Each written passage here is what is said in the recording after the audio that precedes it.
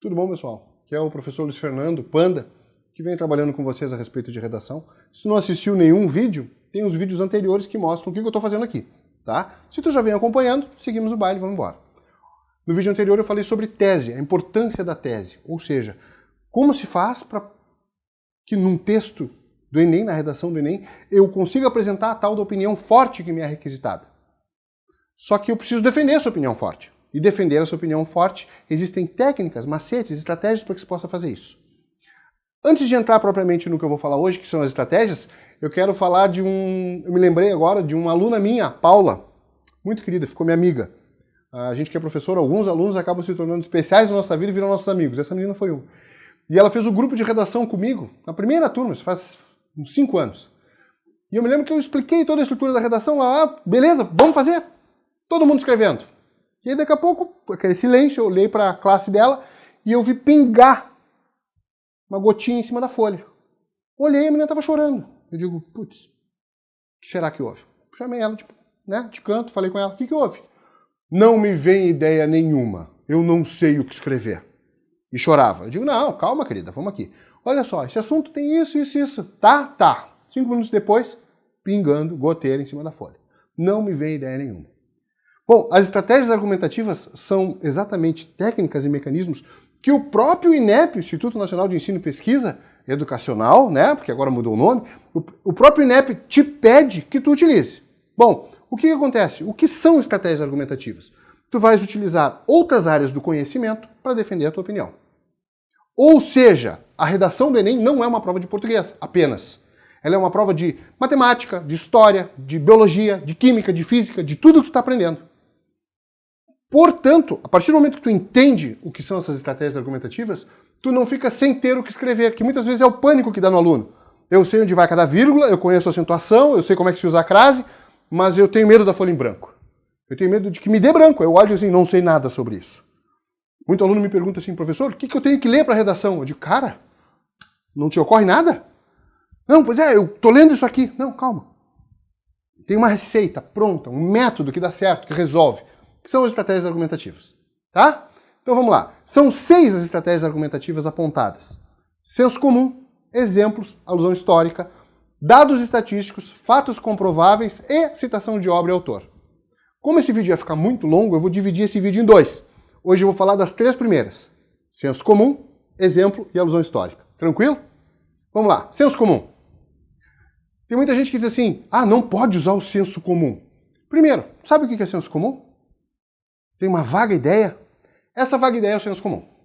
Senso comum é o seguinte, é uma opinião genérica, não refletida, não fundamentada, que a maioria das pessoas tem acerca de algo. Ponto. Entendeu? Tá.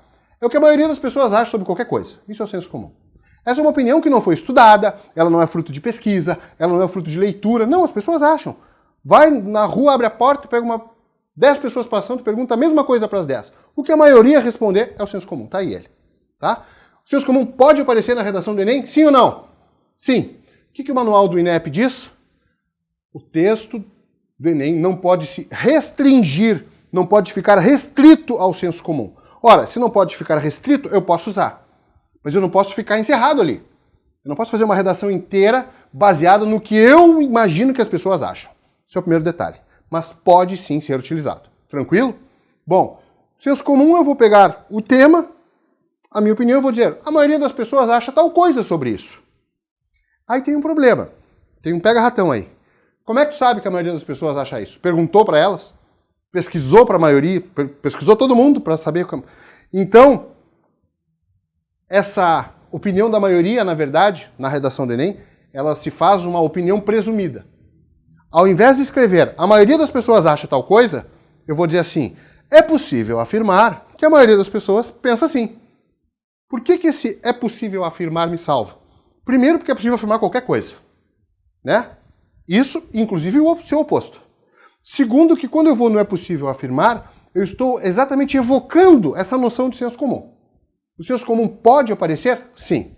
Bom, tem um outro detalhe do uso do senso comum. Se eu vou usar o senso comum, eu vou usar o senso comum no começo do meu texto. Logo abaixo da introdução, eu entro argumentando usando o senso comum. Ele não vai ser o fechamento do meu texto. Eu uso o senso comum. Olha, é possível afirmar que a maioria das pessoas pensa tal coisa. No próximo parágrafo, eu vou superar o senso comum. E aí eu vou dizer, olha, porém, não basta ficar restrito ao senso comum. É preciso ultrapassá-lo.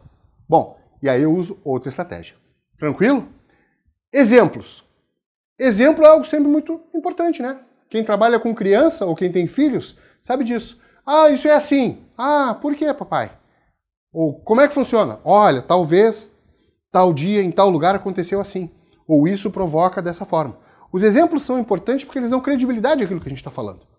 Então tu vai pegar a tua tese, que é a tua opinião forte, e tu vai dar um exemplo que confirme aquela tese, aquela opinião. O exemplo é algo muito interessante. Cabe salientar que senso comum e exemplo são as duas estratégias que menos valem nota. Por quê? Porque elas são aquelas que requerem menos estudo, né? Mas com a chamada bagagem de vida ou vivência ou experiência pessoal de cada um, sempre é possível a gente trabalhar com senso comum e exemplos. Bom, a próxima estratégia é a alusão histórica. Essa estratégia é a estratégia mais valiosa de todas as 6. Por quê? Vamos voltar lá para o manual do INEP, que eu falo sempre nele. Existe um manual de redação que te diz o que tem que fazer. No final desse manual tem alguns modelos de redação nota 1000, redação nota máxima, que nem alguns alunos meus tiraram esse ano. Ainda bem. Tá? Nesses exemplos, a maioria deles apresenta alusão histórica. Vou te explicar por que isso faz sentido.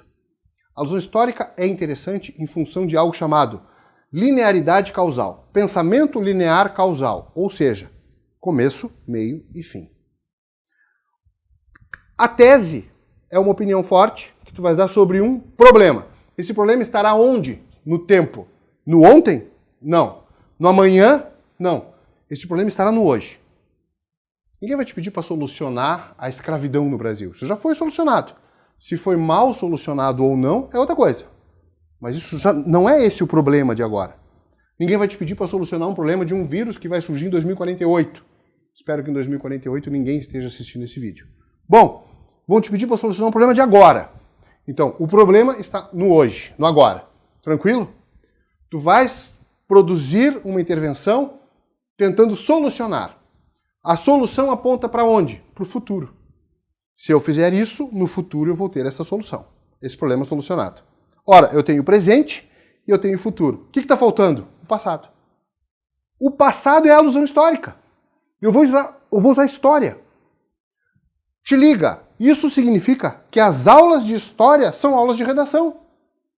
Aproveita muito a tua aula de história, porque ela vai ser usada na redação. A alusão histórica vai mostrar a origem desse problema. Vai mostrar a história que fez com que nós chegássemos até aqui com essa problemática. E isso vai dar ao teu texto a característica de linearidade causal. Como se fosse sabe aqueles dominós que as pessoas empilham e vêm derrubando um, derrubando outro, derrubando outro, derrubando outro? Não acontece que um dominó lá no meio, eu quero morrer e se atira. Não. Tem que ter um dominó anterior que seja a causa daquele movimento. O uso da alusão histórica provoca exatamente isso, essa linearidade causal. Este problema que eu estou apresentando agora teve sua origem ou pode ser relacionado com determinado período histórico e a solução que eu proponho aponta para o futuro, para um futuro diferente, já que é um juízo de valor e eu quero mudar aquilo que está acontecendo. Tranquilo? Bom, então, esse, resumidamente, né, sobre estratégias, senso comum, exemplo e alusão histórica. Não te escreve de se inscrever no meu canal do YouTube, tem um botãozinho por aqui, clica lá, vai lá, tem outros vídeos, tem outras coisas, dá uma olhada. Não te esquece de curtir o vídeo por aqui, tem uma mãozinha para cima, para baixo. Curte se tu gostou, se tu não gostou, não ignora, vai lá e diz, não gostei. Tá? Porque é importante para mim, de repente eu tenho que rever algumas coisas. E principalmente, envia comentários, me xinga. Mentira, não xinga não. Mas discorda de mim, troca opiniões, acrescenta alguma coisa que faltou. Prometo que vou me esforçar para responder aquilo que as pessoas vêm colocando ali. No próximo vídeo eu vou falar das outras 3 estratégias argumentativas, que serão dados estatísticos, fatos comprováveis e citação de obra-autor. Valeu, grande abraço.